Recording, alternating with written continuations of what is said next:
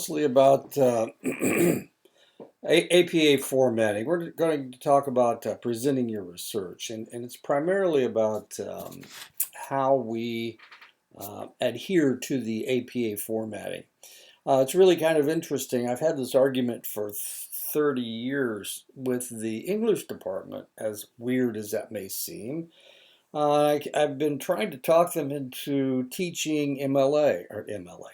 I've been trying to teach them to teach APA because nobody uses MLA except English, except people who are English majors. Um, if you're an English literature major, you use MLA. If you're an English teacher, you use MLA. That's it. They're the only people that use it, but they're the ones that teach it to everybody, even though nobody uses it except them. Anyway, we won't go into how silly some things seem to be. We'll just talk about the APA formatting. So today we're talking about presenting your research, chapter 11. The next two chapters are about mathematics, and that should be curious. So we'll get into that next week. APA style is a set of guidelines for writing in psychology and related fields. This is what the current manual looks like. The other manual, the sixth edition is blue. The fifth edition is black, and the fourth edition is maroon. Now, strangely, of course, I've used all four of these, and it changes. And the reason that APA changes so frequently is because they are trying to keep up with what's going on in the world. In other words, the sixth edition had to do with the beginning of the databases. Before the sixth edition, there were no databases. Then during the sixth edition, then the databases came to be, and then they realized, hey, we need a way to identify what databases we're looking at. So the sixth edition identified the databases. Seventh edition, there are so many databases out there that they figure, you don't need to know what the database is. We have the DOI number. We have the title of the article. We have the authors. That's enough. And so they changed things. And they actually change things for the better. Normally, when things change, they're trying to tweak one thing or another. They're trying to tweak some small part of it. But in this case, this really worked. And we may be in the seventh edition for a while because this is fairly generic. It covers everything.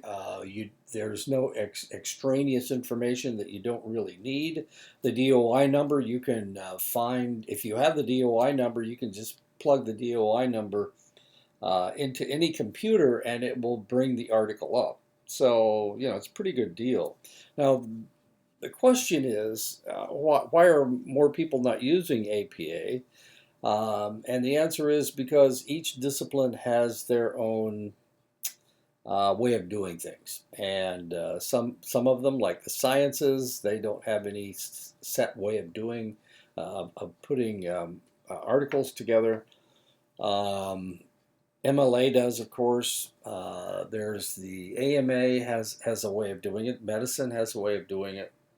Uh, who else is there? There's the National Library something or other. NLM. There's Turabian. There's Chicago. Chicago and Turabian are mostly for history and political science. But when I was getting my degree in political science, we used APA. So with that in mind, this really works, and this is really a good way of putting things together. Now, I'm not saying that just because I'm a psychologist and I have to use the APA manual. It's because it's a very set way of doing things, and because of that, it really helps. Okay, so APA is a set of guidelines for writing in psychology and related fields. The related fields are mostly social sciences, sociology, These guidelines are set down in the publication manual of the American Psychological Association, 7th edition, and that was came out in 2020. Now, this is really kind of interesting because I didn't realize it had come out. It had come out, and I was working with Dr. Barber, and of course, he was working on his doctorate at the time, and he became the expert on the 7th edition because he had to use it. He was one of the first ones to introduce the 7th edition to Dene College. At the time, there was, who else is here? Maybe Dr. Russ was here. Anyway, and we probably have a different, all of us have different emphases on what we want to see. I try to go by the manual. There are some things I don't go by. It was really kind of interesting because the 6th edition wanted you to put 2 spaces after every period. And I had a colleague at Ashford that would take points off if you didn't put 2 spaces behind every period. Now, of course, Word doesn't like that because it'll give you a blue line saying you've got a grammatical problem. But APA changed that because there were so many people that were going, this is silly. Why in the world would I put 2 spaces after a between sentences? It just didn't make any sense. And it irritated Word. So 7th edition corrected that, and now there are rules for putting together references and for putting together, and they changed a lot of things. One of the things that they changed was that you write out all the authors up to 19. Now this was really important because it gets to the point that if you were the I think it was 8 was the number for the 6th edition. After 8 you put et al. And if you were the 9th or 10th or 12th author, nobody knew that you were there because it didn't have to be there. Now it's up to 19. So pretty much, if you were part of writing an article or doing the research on an article, your name's going to appear in print. The publication manual originated in 1929. That's a short journal article that provided basic standards for preparing manuscripts to be submitted for publication. And the first one was Bentley et al. In 1929. And this is a proper way to do a citation, by the way, if there's more than 2 authors. It was later expanded and published as a book by the association, is now in its 7th edition. And as I said, I have been, when I first started in psychology, I was in the 4th edition. Then we switched to the 5th edition about a couple of years after I started studying psychology. And just, just as I was finishing my dissertation, the 6th edition came out, and I had to shift everything to the 6th edition format. The primary purpose of the APA style is to facilitate scientific communication by promoting clarity of expression and by standardizing the organization and content of research articles and book chapters. It is easier to write about research when you know what information to present, the order in which to present it, and even the style in which to present it. Likewise, it is easier to read about research when it is presented in familiar and expected ways. Now, the interesting thing about your book is that it's from Canada, as I've mentioned before. But the chapter was written using the 6th edition, so I had to adjust all of that. Now we're in the 7th edition, and the manual looks just like that. The old manuals were solid colors, solid blue, solid black, solid maroon. But this one is multicolored, as you can see. It's orange and turquoise, I guess you could call that. good way to put things together. APA style is best thought of as a genre of writing that is appropriate for presenting the results of psychological research, especially in academic and professional contexts. It is not synonymous with good writing in general. You would not write a literary analysis for an English class, even if it were based on psychological concepts in the APA style. You would write it in Modern Language Association or MLA style instead. And there are differences. This is a citation for MLA. I'm sorry, this is a citation for MLA, as you can see. They don't have the date, and the APA does. The title reference list is referred to as references. In APA and MLA, it's works cited. Author names and reference. In APA, you don't use first names, but in MLA, you do. Capitalization of source titles, citing sources, a quick guide for students, citing sources, a quick guide for students, capitalization, okay. Oh, they capitalize the title, and APA does not. The MLA capitalizes every word in except for the prepositions. They capitalize, and articles. If this article was someplace other than after a colon, then it would not be capitalized. But all major words are capitalized, and in APA they're not in the title anyway. And then the title page is required in APA, and in MLA it's not. Now this is really kind of curious because I really don't care if you have a title page or not, but Dr. Barber, Dr. Russ may demand that, and that's fine. You know, we all have our own requirements. As far as I'm concerned, I'm just really happy to get the paper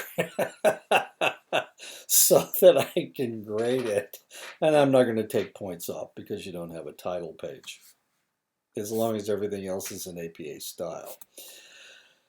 You would not write a newspaper article, even if it were about a new breakthrough in behavioral neuroscience in APA style. You would write it in an Associated Press style instead, so that people would read it. At the same time, you would not write an empirical research report in MLA style, in APA style, or in the style of a romance novel, an email to a friend, or a shopping list. You would write it in APA style.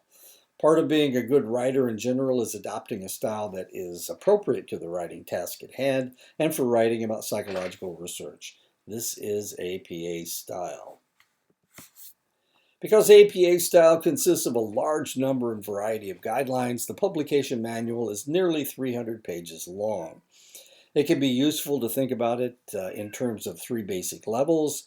The first is the overall organization of an article, which is covered in Chapter 2, Manuscript Structure and Content of the Publication Manual. Now, the interesting thing about your publication manual, there's a lot of information in there that you're not going to need because you're just writing papers. If you do write a research paper, it tells you how to do that. If you're writing a thesis, it tells you how to do that. If you're writing a dissertation, it tells you how to do that. Actually, the thesis, I'm not strict. I'm the one that grades theses, and I'm not that strict on using the APA style. I'm just looking for between 25 and 30 pages with proper citations and proper references. Now, there's a reason why we push this, and the reason we push this is because if you decide to go to graduate school and you don't know the APA style, you just kind of grab whatever reference you can find, you don't use hanging indents, then it makes us look like we didn't teach you anything. And that's not right. I mean, if you go to graduate school, you need to know the APA style. And the better you know the APA style, the easier it will be for your instructor to assume that you know what you're talking about. I know that sounds a little odd, but the reality is that the APA style shows them that you are educated as far as psychology is concerned.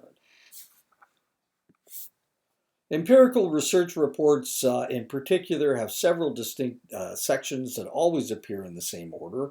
And when we talk about empirical research reports, we're talking about these journal articles that I have you read from time to time. It's always in the same. It's always in the same structure.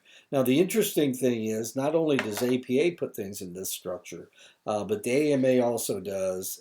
And most of the sciences will do it in this particular format.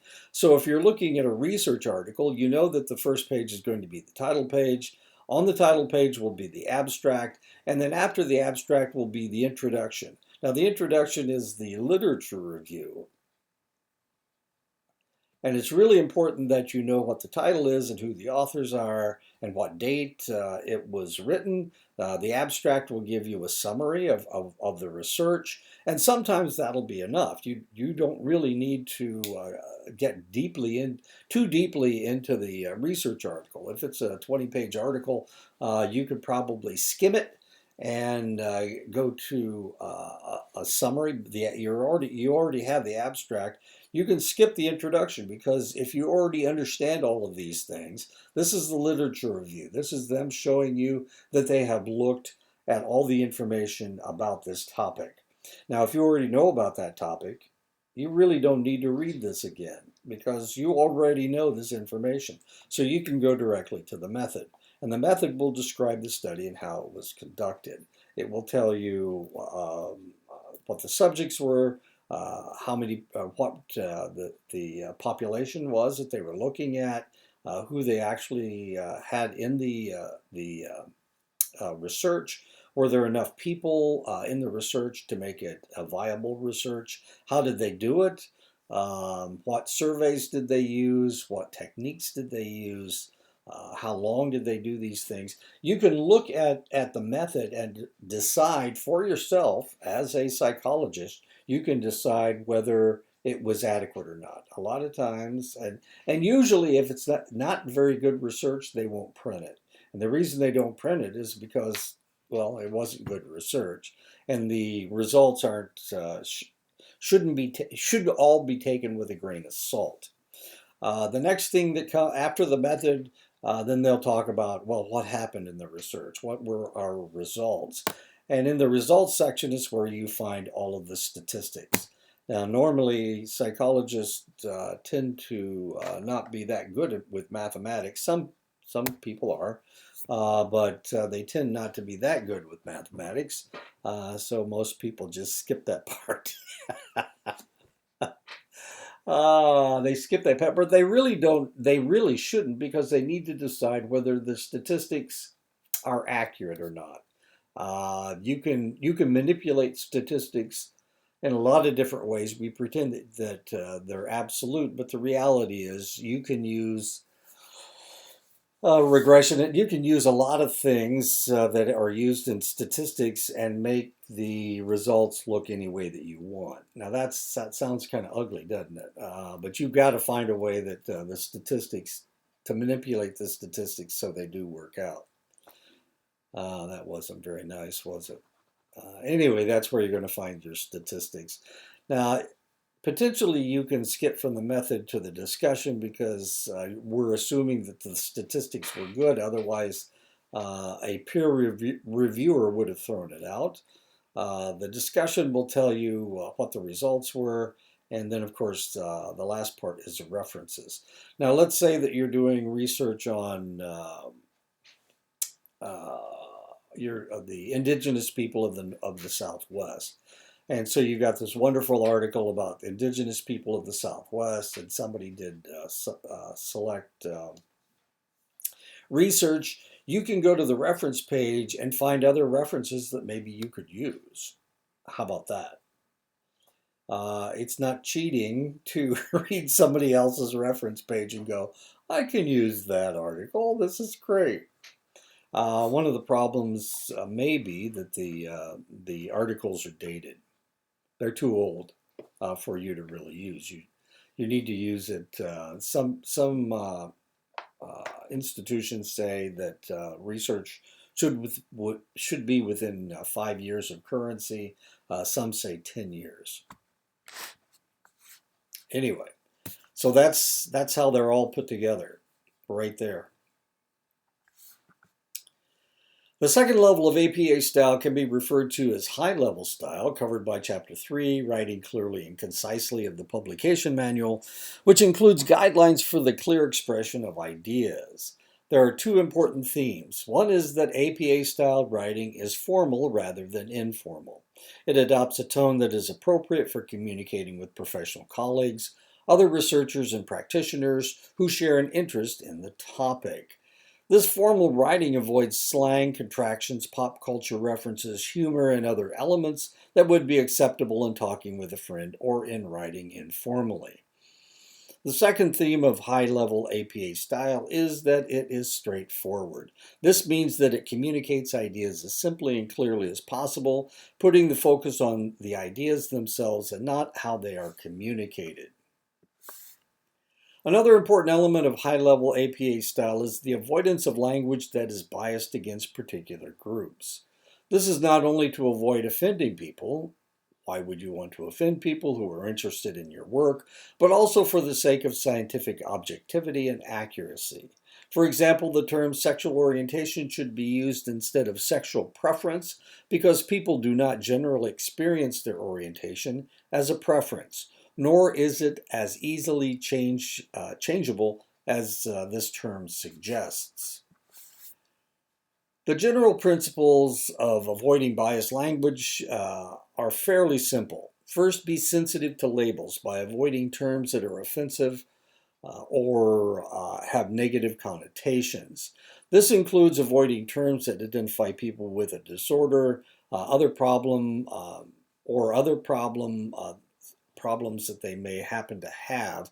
Instead, refer to the individual, what the APA publication manual refers to as putting the person first. For example, people diagnosed with schizophrenia is better than schizophrenics. Second, use more specific terms rather than more general ones. For example, Chinese Americans is better than Asian Americans if everyone in the group is, in fact, Chinese American. Third, avoid objectifying research participants. Instead,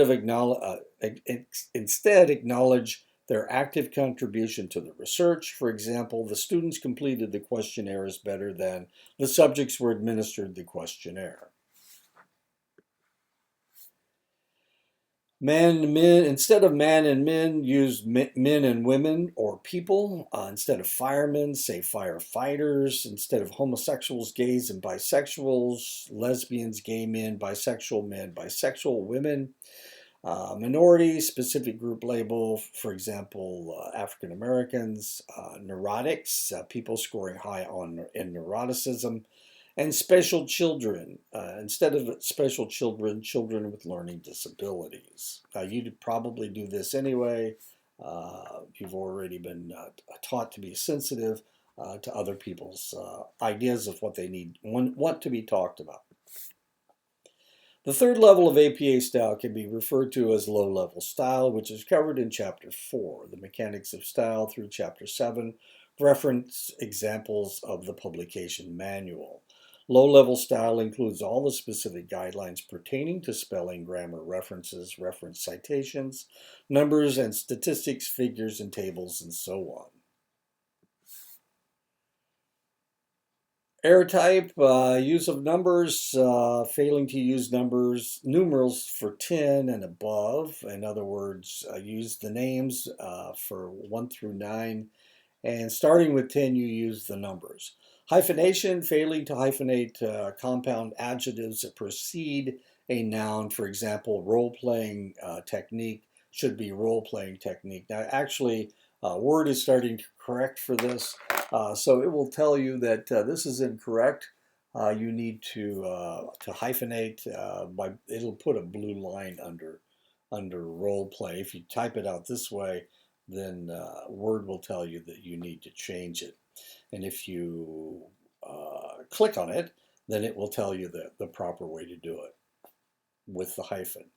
Use of et al., failing to use it in a citation with 3 or more authors. 2 authors, one author, of course, you just put the author's name. With 2 authors, you put both authors' names. But with 3 authors, you put just at all. You don't have to write them down. In the sixth edition, the first time that you cited a reference, the first time you cited it, if it had 8 authors, then you typed all 8 authors out. And then the next time you wrote et al. Every time after that. But in the 7th edition, you just use et al. Every time. So if it has 3 or more authors, it's always et al. Headings, not capitalizing headings correctly. This gets a little sketchy. You need to capitalize them. Use of since, using since to mean because. Tables and figures, not formatting them in APA style. Repeating information that is already given in the text. Use of commas, failing to use a comma before and, or in a series of 3 or more elements. It's called the Oxford comma. Use of abbreviations, failing to spell out a term completely before introducing an abbreviation for it. Okay, if you read an article and they start using an acronym for something, then the first time they use that acronym, they'll spell it out and then they'll put the acronym in parentheses. So you have to do that. You can't just, and I do that. When I refer to the Navajo Nation, I'll say Navajo Nation, then the next time I'll just put NN for the Navajo Nation. Spacing, not consistently double spacing between lines. Yeah, it's not single spaced, it's always double spaced. Use of an ampersand in references. Using the ampersand in the text or and in parentheses. Okay. Now in the old days, in the 6th edition, you never used an ampersand in the title of the journal. But now if it is in the title of the journal, you can use an ampersand. I know that sounds like something really, really petty, but that's the way it is.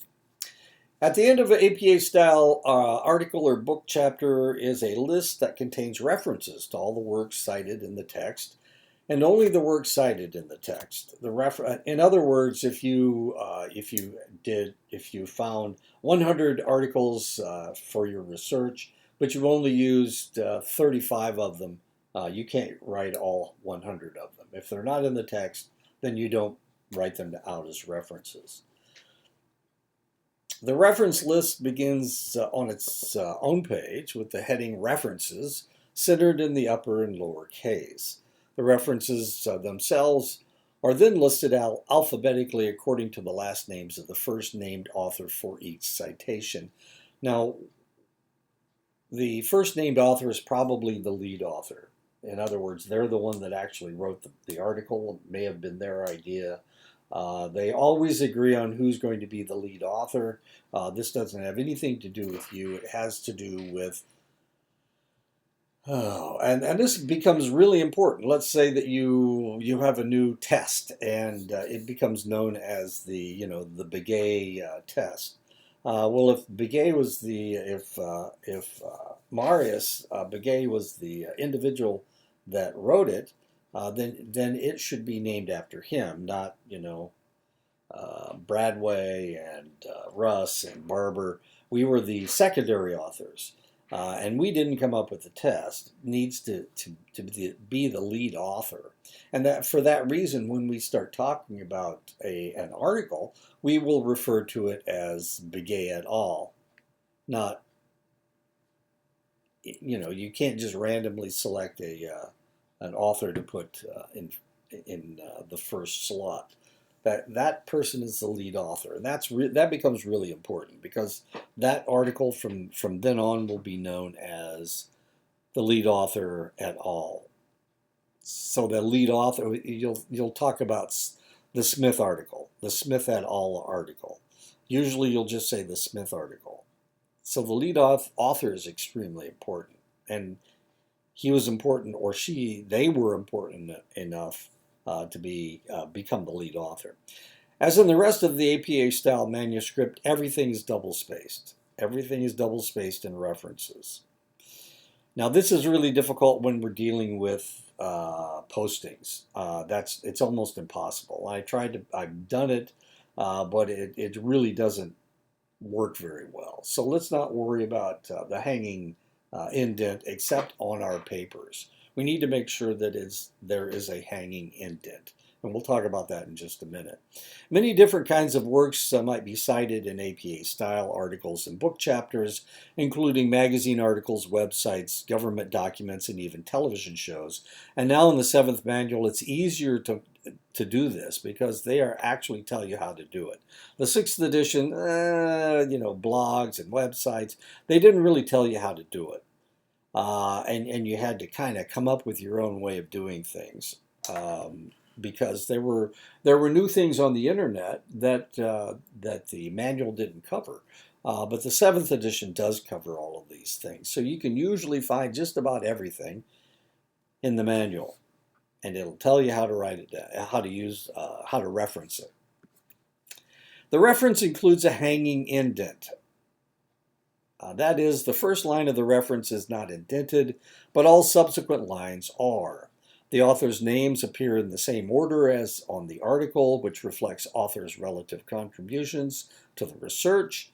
Only the author's last names and initials appear, and the names are separated by commas with an ampersand between the last two. Now this is really important because MLA writes out the whole name, so it'll say Begay, Marius instead of Begay, M. It'll say Bradway, Bruce, M, instead of Bradway, BM. Bradway, B period, M period. And this is the way the APA does it because some first names are really long. There's really no reason. There's usually no reason to write out somebody's name. There are a lot of juniors out there and seniors and thirds and whatnot, and that all goes in there as well. This is true even when there are only two authors. There's a comma. Yeah, in the reference, you put a comma and then an ampersand in the reference. But when you do the citation, there's no comma. That's the difference. So you'll say Johnson and Johnson with no comma, but in the reference, of course, it's Johnson, comma, T period, M period, comma, ampersand, and then Johnson, whatever the other name is. Only the first two words of the article title only the first word of the article title is capitalized. That's a rule. I keep changing that. Now the problem is, of course, if you're getting your reference from some other source and it's not APA formatting, it will capitalize all the first letters of each word. Sometimes it capitalizes all the letters in the word, as weird as that may seem. That's wrong, of course. And when I see that, I will change it, despite the fact that some magazine printed it out that way. If you use the NLM, the National Science Library of Science, NLS. Anyway, there's a lot of things, and they will actually write your reference for you, and you can copy it. It's great. It's fantastic. It's almost correct, but it's not always correct because sometimes, even in APA style, they will capitalize all the first letters of the title of the article. And sometimes they won't capitalize the first letter of the title of the journal. That's wrong. As far as APA is concerned, they're doing it incorrectly. And you wonder, now why in the world are they allowing this to happen?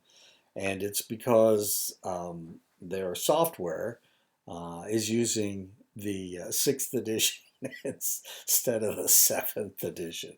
But you can correct that. And all the words are the same. It's just that some things are capitalized incorrectly. The only exceptions are for words that are proper nouns or adjectives, such as Freudian, and or if there is a subtitle, in which case the first word of the subtitle is also capitalized. And we saw that earlier, didn't we? Didn't we see that someplace? We did someplace, didn't we? Well, we're going to see it in a minute. Okay. In the journal title, however, all the important words are capitalized. Journal is capitalized. All the prepositions aren't, or all the articles aren't. So if the is a second or third word, then it's not capitalized. Any prepositions, of course, are not capitalized either. The journal title and volume number are italicized. However, the issue number listed within parentheses is not. If the very end of the reference is a digital object identifier, the DOI, which provides a permanent link to the location of the article in the internet. Now, the interesting thing about the DOI number is that there is no period at the end. If you put a period in there, it messes it up. So if you copy it and paste it somewhere, and it has a period,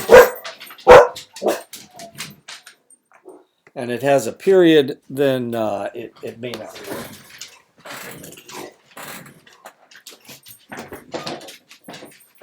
Sorry, my dog was under my table and he decided there's something horrible outside. Okay, so this is a journal article. This is the general way it's done. And this is an example. So you have author or authors. You always have the date, and there's a period after the date. MLA doesn't do that. And they write out the first name. Then there's the title of the article. As you can see, nothing is capitalized except the first word, even though it's an article, it is capitalized. And the entire title of the journal is capitalized except for the connector. And so is the journal, the volume number. Now, if there were, and we're going to see this in just a minute, if there were an issue number, it would be in parentheses and it would not be italicized. Why is this important? Well, it's important because it tells me, as the person reading the article, what the journal is named. And some of the journal names are fairly simple, and it's difficult to tell what is a journal and what is the title of the article. It also tells me what the volume number is. Now, this volume has to do with how many years the journal has been written, because every year is a different volume number. So the first year it was printed, it was volume number 1, second year number 2, third year it was printed, it was number 3. So that tells me how old this is, and I know that this is the volume number because it's italicized. And then there is the inclusive pages, no P, no PP. I know the numbers after the volume, and the issue number will be the page numbers. Now, if this is online, a lot of times it will not have page numbers, or it'll number at 1 through 12. In that case, you don't have to put the page numbers in. If you do put the page numbers in, it's not incorrect, but you don't have to put the page numbers in. Okay. And sometimes when they're printed online, it'll give you a print number, and that'll be a long number after the volume number, if it has a volume number. And of course, this is the DOI number right here. And all you need to do is copy that and paste it on your search engine, and it will find that article for you. You go right to that article. Oh, this is a journal article. Again, this is another one. Yeah, there we go. This has got an issue number, as you can see. It's not italicized. It's in parentheses. Those aren't parentheses. What are those? Anyway. Okay. Tea, hydration, and other health benefits. As you can see, this is how you would write it out. And there you go.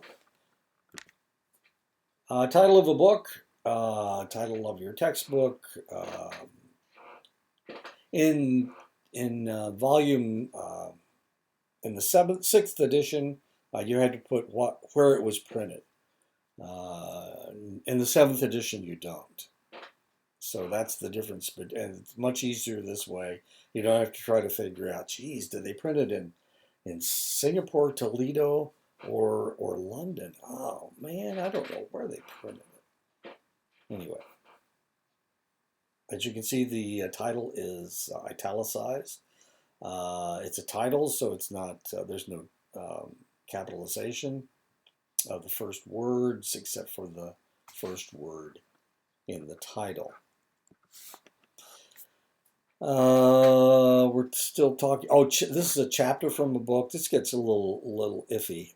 If it's a chapter in the book, usually, and the chapter has authors, then that's who goes in the. That's who wrote it. Okay, I didn't. This is not double spaced or with a hanging indent because it's just too. I tried to do it, but it just wouldn't do it.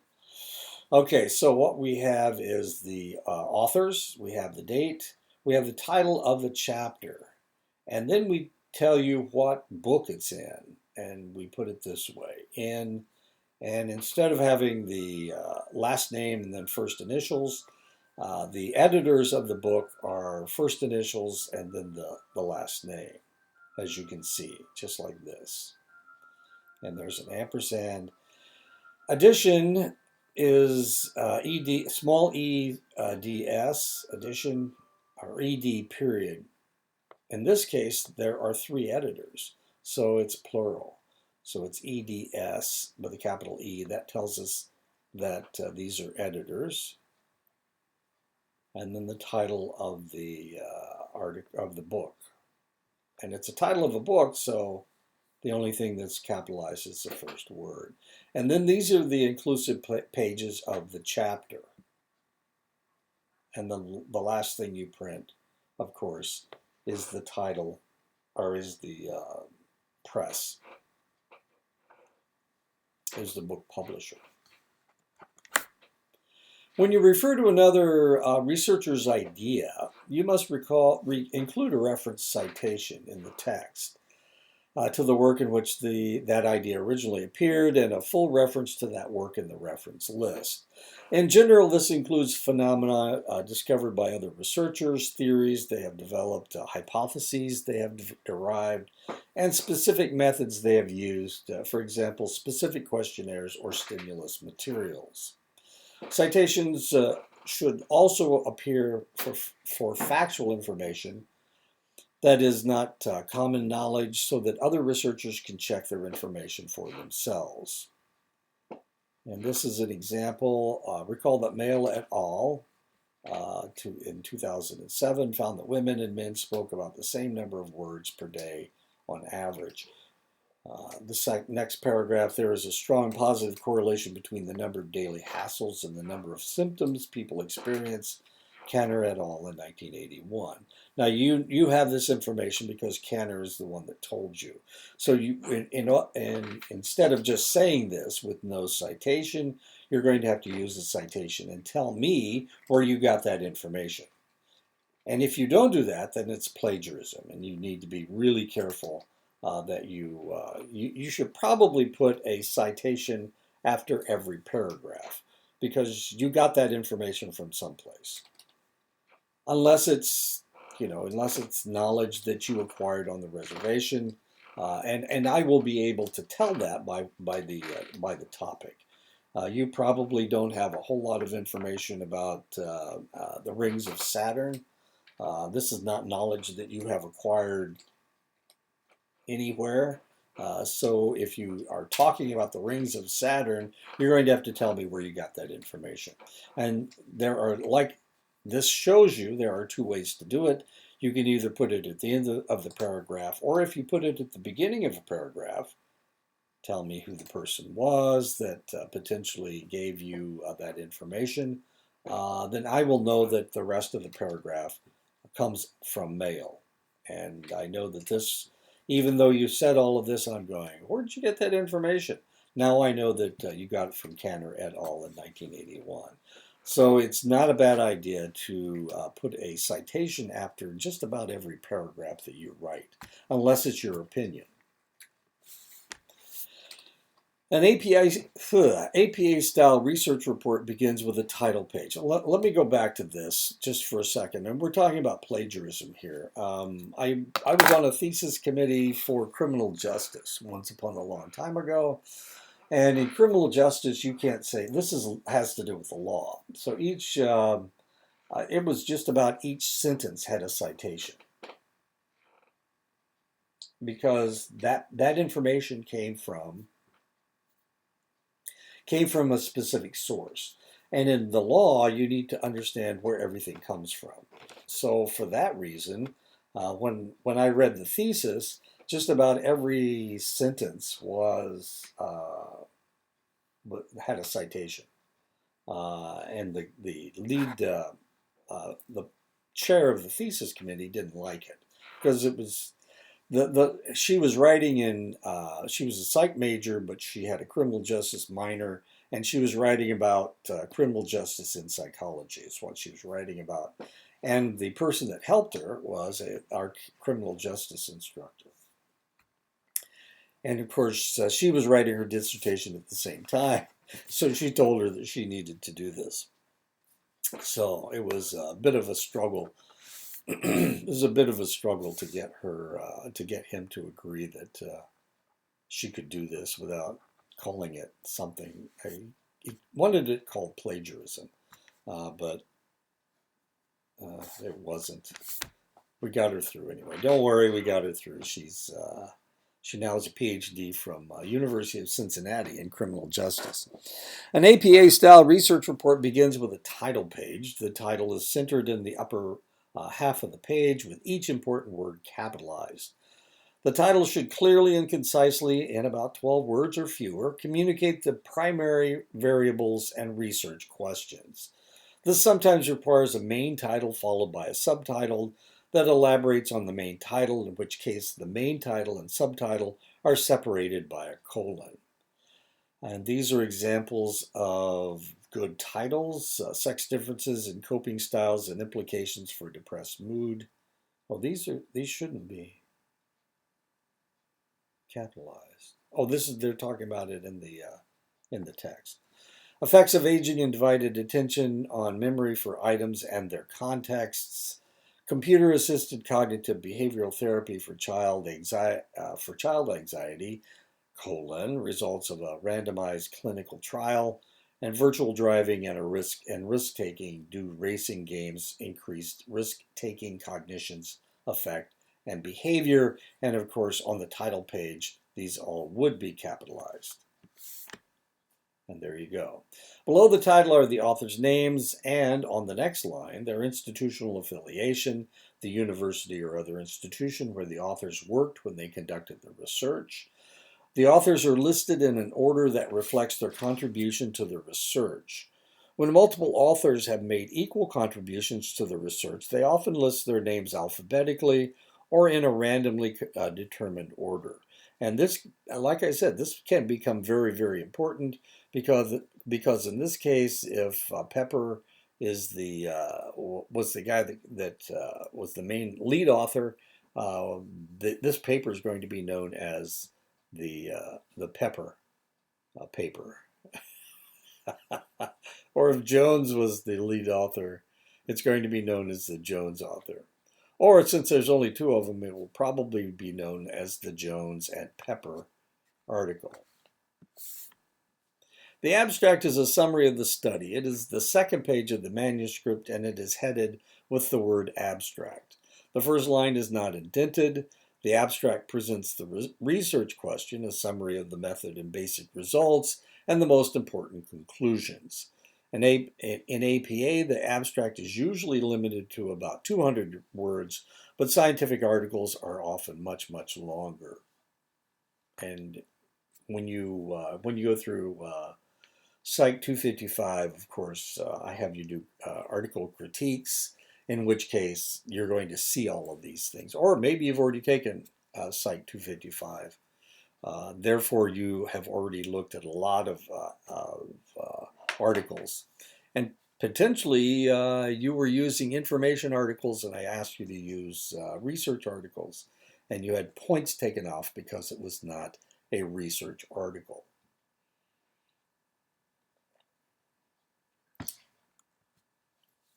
The introduction begins on the third page of the manuscript. The heading at the top of this page is the full title of the manuscript, with each important word capitalized as on the title page.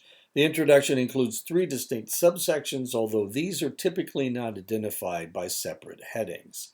The opening introduces the research question and explains why it is interesting. The literature review discusses relevant previous research, and the closing restates the research question and comments on the method used to answer it. The opening, usually a paragraph or 2 in length, introduces the research question and explains why it is interesting. To capture the reader's attention, researcher Daryl Bem recommends starting with general observations about the topic under study, expressed in ordinary language, not technical jargon. Observations that are about people and their behavior, not about researchers or their research. And of course, this is a citation, Bem, 2003. The individual who holds 2 beliefs that are inconsistent with one another may feel uncomfortable. For example, the person who knows that they enjoy smoking but believes it to be unhealthy may experience discomfort arising from the inconsistency or disharmony between these 2 thoughts or cognitions. This feeling of discomfort was called cognitive dissonance by social psychologist Leon Festinger in 1957, who suggested that individuals will be motivated to remove the dissonance in whatever way they can. And of course, this comes from page 191 of this article by Leon Festinger. After capturing the reader's attention, the opening should go on to introduce the research question and explain why it is interesting. Will the answer fill a gap in the literature? Will it provide a test of an important theory? Does it have particular implications? Giving readers a clear sense of what the research is about and why they should care about it will motivate them to continue reading the literature review and will help them make sense of it. The reason I've got fishermen is because you're trying to hook people into reading your article. Immediately after the opening comes the literature review, which describes relevant previous research on the topic and can be anywhere from several paragraphs to several pages in length. However, the literature review is not simply a list of past studies. Instead, it constitutes a kind of argument for why the research question is worth addressing. By the end of the literature review, readers should be convinced that the research question makes sense and that the present study is a logical next step to the ongoing research process. Looking at the literature review, it is extremely important to start with an outline of the main points that you want to make, organized in the order that you want to make them.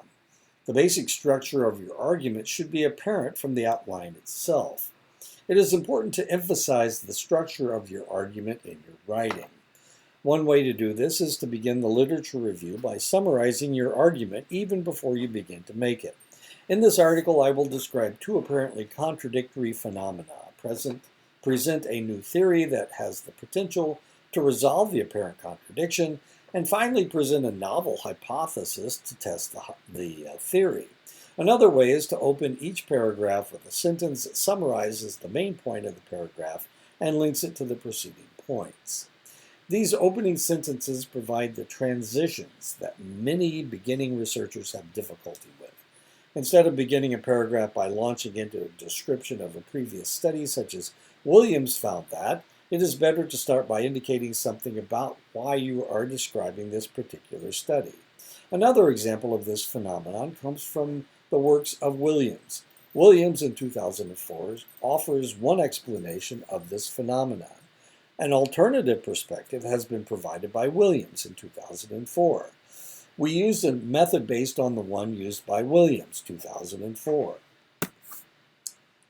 Your goal is to construct an argument for why your research question is interesting and worth addressing, not necessarily why your favorite answer to it is correct. Your literature review must be balanced. If you want to emphasize the generality of a phenomenon, then of course you should discuss various studies that have demonstrated it. However, if there are other studies that have failed to demonstrate it, you should discuss them too. If you are proposing a new theory, then of course you should discuss findings that are consistent with that theory.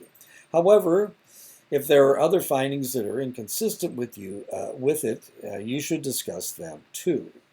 It is acceptable to argue that the balance of the research supports the existence of a phenomenon or is consistent with a theory, and that is usually the best that researchers in psychology can hope for.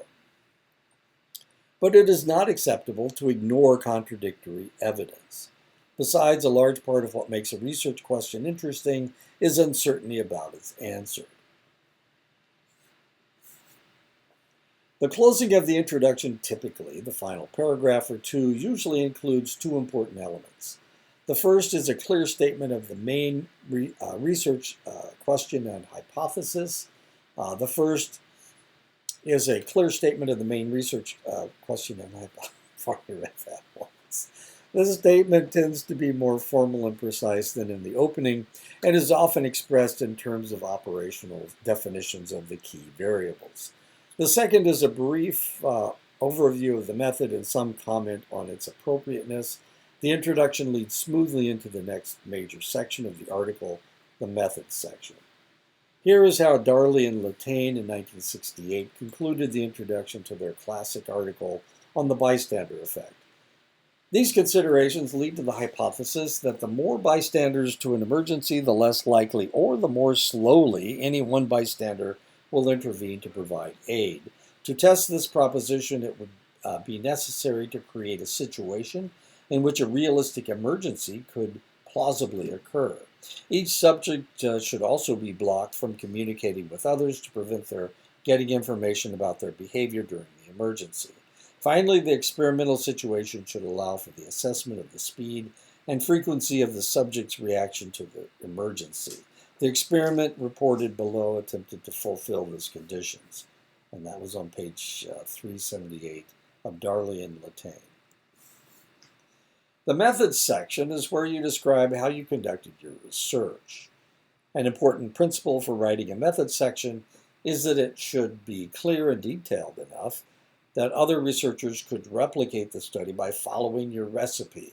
This means that it must describe all the important elements of the study, basic demographic characteristics of the participants, how they were recruited, whether they were randomly assigned to conditions, but the variables were manipulated or measured, how counterbalancing was accomplished, and so on. At the same time, it should avoid irrelevant details. Immediately after the methods introduction is the subheading Participants on the left border in italics. The participants subsection indicates how many participants there were, the number of women and men, some indication of their age, and other demographics that may be relevant to the study, and how they were recruited, including any incentives given for participation. Really, really important stuff. This is what I'm always looking for when I'm reading a research article, because I want to know if they just did it on college students and if they're pretending everybody's a college student, if it was done on old people, if it was only done on older people, if it was only done on younger people, and they are generalizing it to everyone. How many men and women were in the study? Was it balanced? Were there a lot more women on college campuses today? I think the figure is 70-30. It may be 65-35. 65% are women and 35% are men. And for that reason, if you're trying to get a balanced research, you've got lots more women in the psychology class, so you're going to have a difficult time finding male participants. The results section is where you present the main results of the study, including the results of the statistical analysis.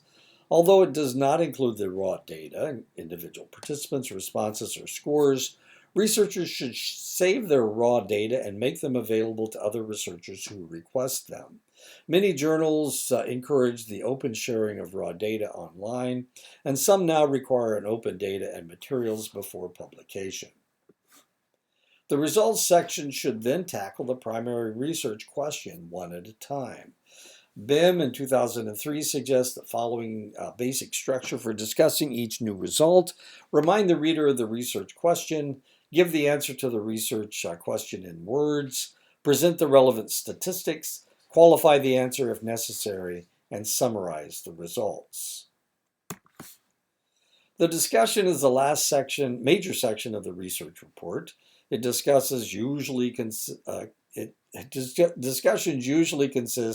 of some combination of the following elements: the summary of the research, theoretical implications, practical implications, limitations, and last but not least, suggestions for future research. The discussion typically begins with a summary of the study that provides a clear answer to the research question. In a short report with a single study, this might require no more than a sentence. In a longer report with multiple studies, it might require a paragraph or even two. The summary is often followed by a discussion of the theoretical implications of the research. Do the results provide support for any existing theories? If not, how can they be explained? Although you do not have to provide a definitive explanation or detailed theory for your results, you at least need to outline one or two more possible explanations. In applied research, and often in basic research, there is also some discussion of the practical implications of the research. How can the results be used and by whom to accomplish some real-world goal? The theoretical and practical implications are often followed by a discussion of the study's limitations. Perhaps there are problems with its internal or external validity. Perhaps the manipulation was not very effective or the measures not very reliable. Perhaps there is some evidence that participants did not fully understand their task or that they were suspicious of the intent of the researchers. Now is the time to discuss these issues and how they might have affected the results. But do not overdo it. All studies have limitations, and most readers will understand that a different sample or different measures might have produced different results. Pick two or three limitations that seem like they could have influenced the results. Explain how they could have influenced the results, and suggest ways to deal with them. Most discussions end with some suggestions for future research. If the study did not satisfactorily answer the original research question, what will it take to do so? What new research questions has the study raised? This part of the discussion, however, is not just a list of new questions. It is a discussion of two or three of the most important unresolved issues. This means identifying and clarifying each question, suggesting some alternative answers, and even suggesting ways they could be studied. The reference section begins in a new page with the heading References centered at the top of the page. All references cited in the text are then listed in the format presented earlier. They are listed alphabetically by the last name of the first author. If all the authors are the same, then they are listed chronologically by the year of publication. Everything in the reference list is double-spaced, both within and between references. Informational and theoretical articles are structured more like empirical research reports with a title page, an abstract, references, appendices, tables, and figures. And they are written in the same high-level and low-level style. Because they do not report the results of new empirical research, however, there is no method or results section. Of course, the body of the manuscript should still have a logical organization and include an opening that identifies the topic and explains its importance, a literature review that organizes previous research, identifying important relationships among concepts or gaps in the literature, and a closing or conclusion that summarizes the main conclusions and suggests directions for further research or discusses the theoretical and practical implications. In a theoretical article, of course, much of the body of the manuscript is devoted to presenting the new theory. Theoretical and informational articles are usually divided into sections, each with a heading that is appropriate to that section. The sections and headings are can vary considerably from article to article, unlike an empirical research report. But whatever they are, they should help organize the manuscript and make the argument clear.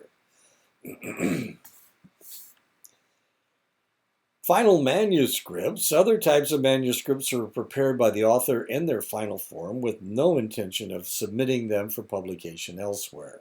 These are called final manuscripts and include dissertations, theses, and other student papers. These manuscripts may look different from strictly APA-style manuscripts in ways that make them easier to read, such as putting tables and figures close to where they are discussed so that the reader does not have to flip to the back of the manuscript to see them.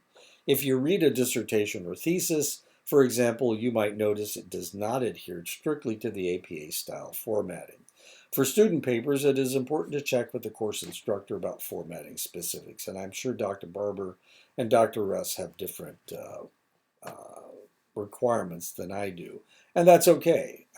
It teaches you to write in listening to three different instructors as to what they want. One of the ways that researchers in psychology share their research with each other is by presenting it at professional conferences. Although some professional conferences in psychology are devoted mainly to issues of clinical practice, we are concerned here with those that focus on research. Professional conferences can range from small-scale events involving a dozen researchers who get together for an afternoon to large-scale events involving thousands of researchers who meet for several days. Although researchers attending a professional conference are likely to discuss their work with each other informally, there are two more formal types of presentation: oral presentations, talks, and posters. Presenting a talk or poster at a conference usually requires submitting an abstract of the research to the conference organizers in advance and having it accepted for presentation, although the peer review process is typically not as rigorous as it is for manuscripts submitted to a professional journal. In an oral presentation or talk, the presenter stands in front of an audience with other researchers and tells them about their research, usually with the help of a slideshow. Talks usually last from 10 to 20 minutes, with the last few minutes reserved for questions from the audience. At larger conferences, talks are typically grouped into sessions lasting an hour or two, in which all the talks are on the same general topic. In preparing a talk, presenters should keep several general principles in mind. The first is that the number of slides should be no more than about 1 per minute of the talk. The second is that talks are generally structured like an APA-style research report. There is a slide with the title and the authors, a few slides to help provide the background, a few more to help describe the method, a few for the results, and a few for the conclusions. The third is that the presenter should look at the audience members and speak to them in a conversational tone that is less formal than APA-style writing, but more formal than conversation with a friend.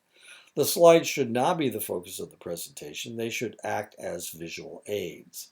As such, they should present the main points in bulleted lists or simple tables and figures. Posters, another way to present research at a conference is in the form of a poster.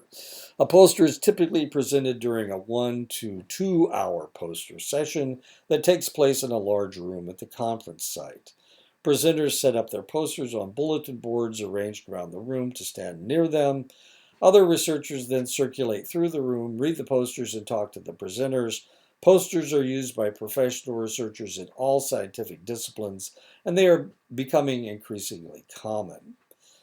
At a recent American Psychological Association conference, nearly 2,000 posters were presented across 16 separate poster sessions.